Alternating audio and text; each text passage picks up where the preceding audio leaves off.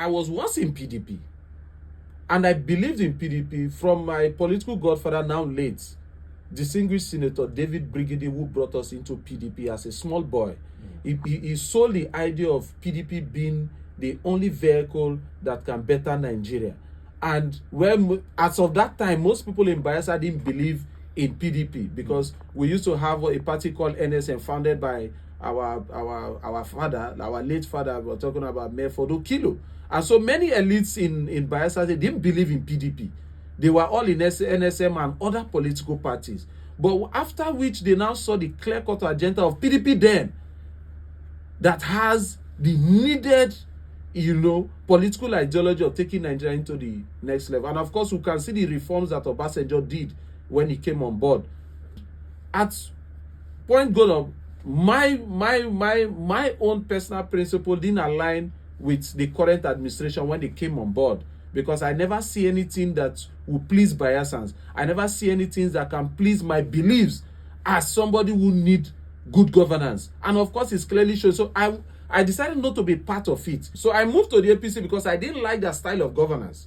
So I moved to the APC. Now, snowball to today, few months back, the same people who have not given Bayelsa the needed development, the needed governance that we need to get, with so much resources coming to the state and nothing to show for, rather than telling us on a 3 senatorial road on daily basis. So when they moved to APC, I said, no, these have breached my personal principles. So I decided to leave the APC. Even before the NDC, I've left the APC on my own. Now, they have not been light in Bayelsa. Bayelsa is the most, is the only state that have been on darkness in a very long time. Now he comes and he's building a 60 megawatt. Bayelsans are happy. They told us December we did not see it. They tell us February 14 that we use it to celebrate Valentine. We did not see it. Now they've said March is eroding. We have not seen it. But now what comes to serious questions that Bayelsans, including myself and the NDC, is asking, if you're building a 60 megawatt gas turbine that you have told Bayelsa that will solve our electricity problem, why then now are you building a solar mini grid in government house? Why? Bayelsans know in banquet hall there's a solar farm that want to provide a solar mini grid. Why? There is a question. You have promised Bayelsans that by March ending, the gas turbine is going to lit up everywhere. And while our expectations are high, now you're building a mini grid in government house. So it comes to a lot of questioning that demands an answer. Unfortunately, we have a sitting administration that dwells in secrecy.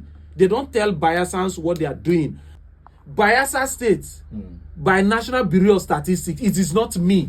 It's tagged after Sokoto, that is the first. Bayelsa, poorest of the poor. Why? Why? If you talk about zoning, it's not written anywhere. And it will be very, very dangerous from the people from the Bayelsa West.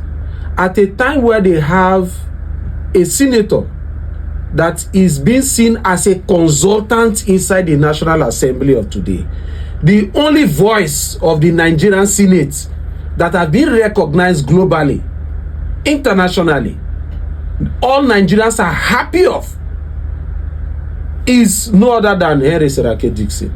He's a fine congressman that the Bayelsa West people are supposed to be celebrating in this time. And of course, I'm not deterred with a lone questioner, because I know the support that the national leader is enjoying from his this is not actually a lone question. No, I'm coming. Before you get there, let me bring you, since you think it's a lone question, let me remind you, I read news on this radio station, and this week that passed, Honorable Tsari Pori, the whole lot of them, I could reel out their names, they all had a meeting. Ekeremo people. Do you have the demography of the number of the people of Ekeremo, you said alone, that means it was because it's a word I can justify that. Right. Now there were lots of Ekeremo stakeholders who had a meeting, and in that meeting they said that it is a turn of Ekeremo to produce a senator for Bayelsa West. So it's not just a lone thing. You see, it's what many people from Ekeremo also speak about. You are the one that bring me earlier that politicians have sweet mouth,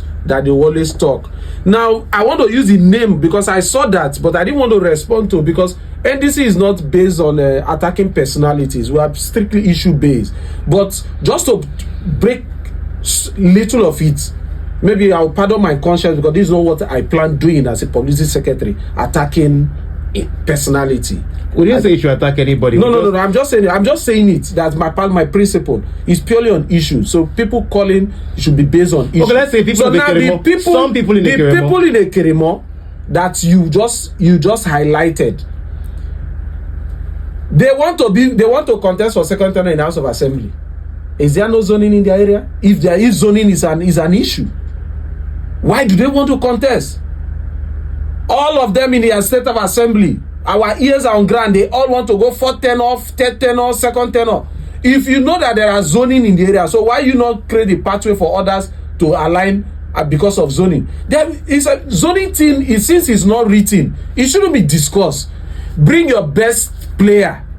When it's time for politics, mind you, our national leader is yet to tell us that he's even going for a re-election.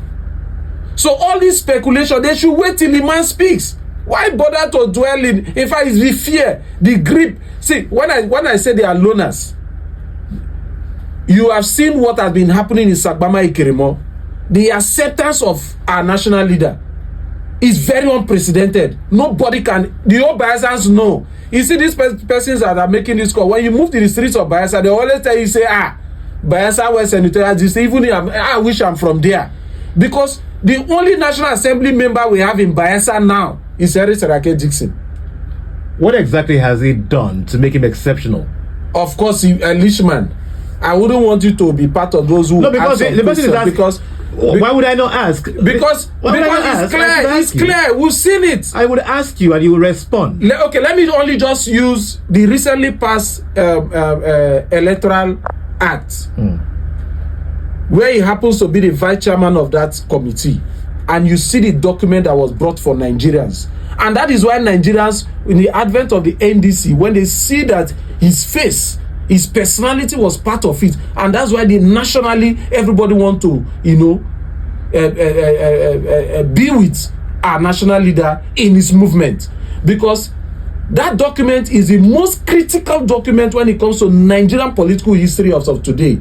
And we can see how we managed it, and he brought a people-oriented electoral reform that was only truncated by the APC-led government, where they went to some certain areas of the constitution and they begin to remove and begin to add things that are anti-people.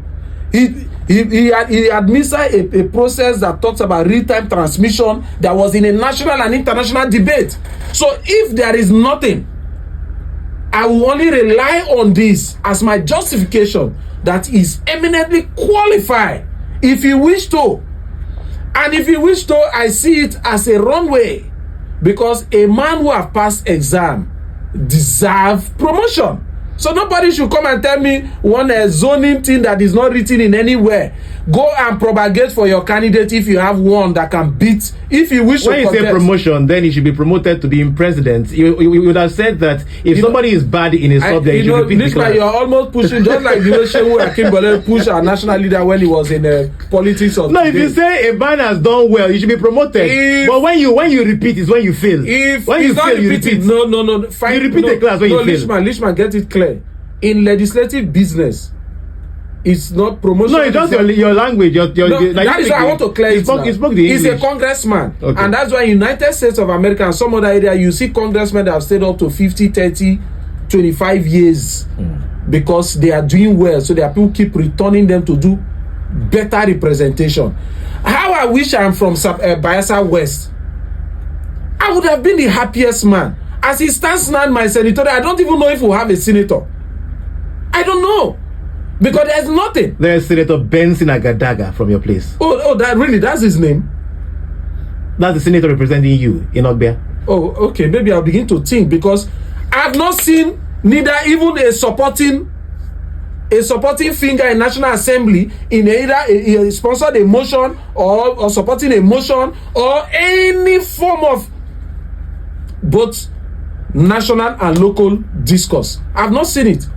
We only just have Harry Seraki Dickson as the only National Assembly Bayelsa have. Well, people from Ekeremo say, is he the only person? Is there nobody who is exceptional in Ekeremo? Lishman, let them go and fill a candidate. If our principal and national leader said he wants to come for re-election, the constitution did not ban any person. Okay, let's not make this conversation. After all, they have boasted. Their leader have boasted the state that they have the resources, they have the numbers. So why are they scared? Why are they scared? Who said that? I don't understand. The leader of the APC in Bayelsa State. The leader? Yes. I'm talking about the governor of Bayelsa State. The governor of Bayelsa State? Yes, when in one of their ESCO, in 2 weeks ago, one of their his ESCO meeting, he told his supporters that they shouldn't be deterred of the new political party that have come to Bayelsa State, that they have the numbers, they have the resources.